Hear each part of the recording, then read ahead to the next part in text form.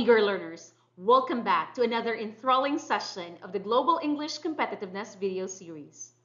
Today we're venturing into the concluding lesson of this unit, 15D, Writing an Opinion Article. Prepare your writing tools as we set forth on a journey towards discovering the art of effectively expressing our opinion through writing.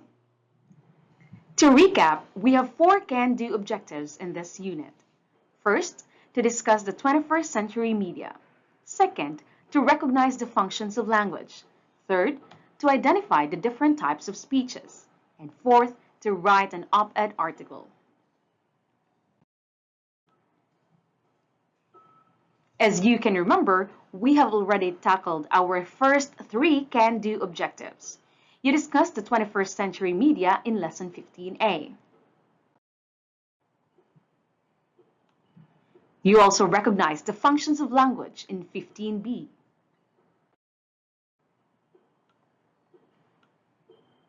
In the previous lesson, you identified the different types of speeches.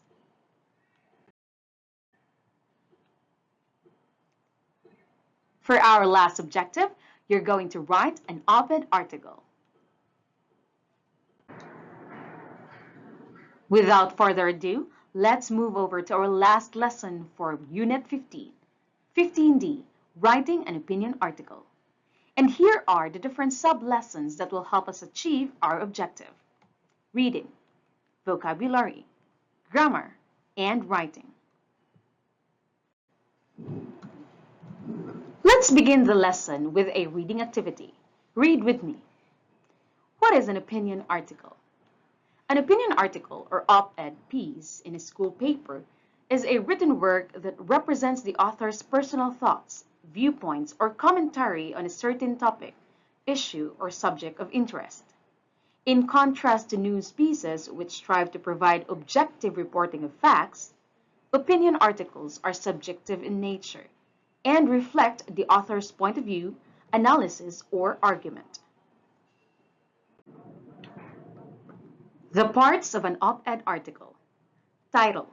The title or subtitle of your op-ed serves as the face of the entire article. Op-ed titles are concise and creative. Introduction. The introduction of your op-ed is the most captivating part of the article. This is where you grab your reader's attention. You can begin with a hook, a historical fact, a quote, a question, or even an anecdote. Body paragraphs. The body paragraphs of your op-ed can be more than 2. Each one should be dedicated for your supporting arguments. Present pieces of evidence, examples, and personal experiences. Conclusion. The conclusion is where you summarize your main points. It's important to end with a strong closing statement. This will leave a lasting impression on your readers. Tips for writing an op-ed article. Present counter-arguments. Although this is optional, providing counter-arguments in your op-ed can strengthen your article. This will show that you are open to different viewpoints and perspectives. Keep a consistent tone. The tone of your op-ed should be professional and respectful. Avoid making personal attacks or using offensive language. Always stick with logic and facts. Edit and proofread. Always review and edit your op-ed before submitting it to a publication. Remember to fact-check and remove grammar errors. Your op-ed should be easy to read. Now, let's test your knowledge on op-ed related terms.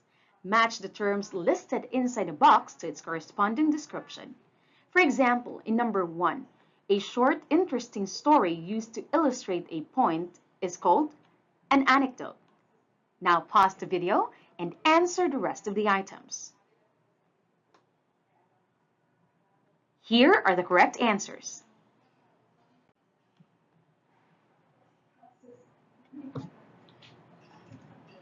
Sa katungkod? Okay. Could is used to propose potential actions or offer suggestions in a diplomatic or courteous manner. For example, as an alternative approach, policymakers could consider implementing stricter regulations on carbon emissions to mitigate environmental degradation. Could allows the writer to present alternative perspectives or solutions without imposing their viewpoints on readers.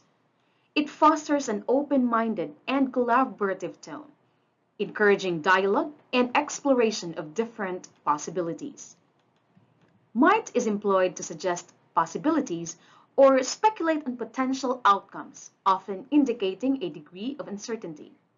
For example, while controversial, this policy change must Might is employed to suggest possibilities or speculate on potential outcomes, often indicating a degree of uncertainty.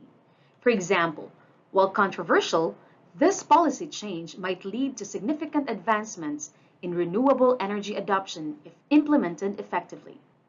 Writers use might to acknowledge the speculative nature of their suggestions and present potential scenarios for consideration.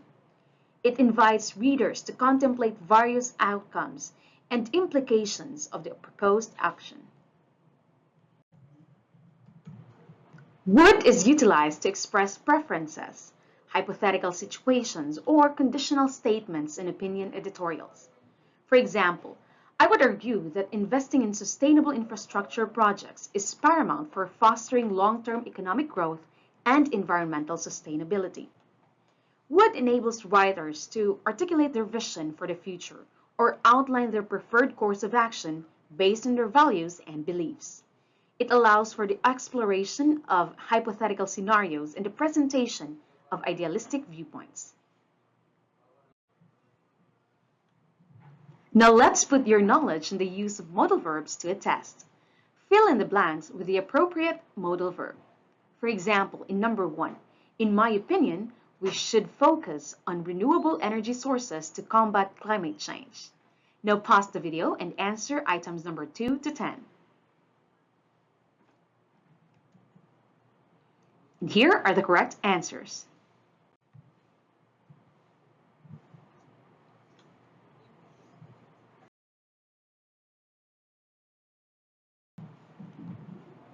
And we're down to our last activity for this lesson and unit. Write an op-ed about the importance of media literacy in the 21st century. Make use of direct or indirect speech and conditional sentences when writing. Use the information you just learned about op-ed as your guide in writing your article. Your op-ed should have a title, an introduction, body paragraphs, and a conclusion. After writing, you may use any of the AI tools and use the following prompt. Provide a detailed and constructive feedback on my opinion editorial using the National Scholastic Press Association editorial writing rubric. Revise your work based on the feedback provided and then submit it to your teacher.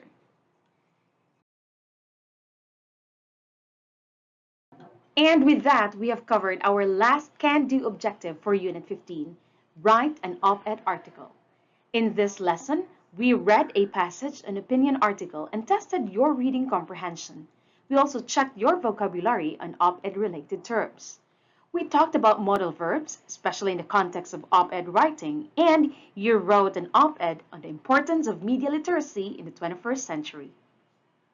Thank you for joining us in Unit 15, Power of Words. As you continue to harness the power of language and communication, may you do so with intention and integrity. Remember, every word has the potential to inspire, inform, and influence. We eagerly await your participation in our future sessions as we continue to explore the dynamic world of English competitiveness.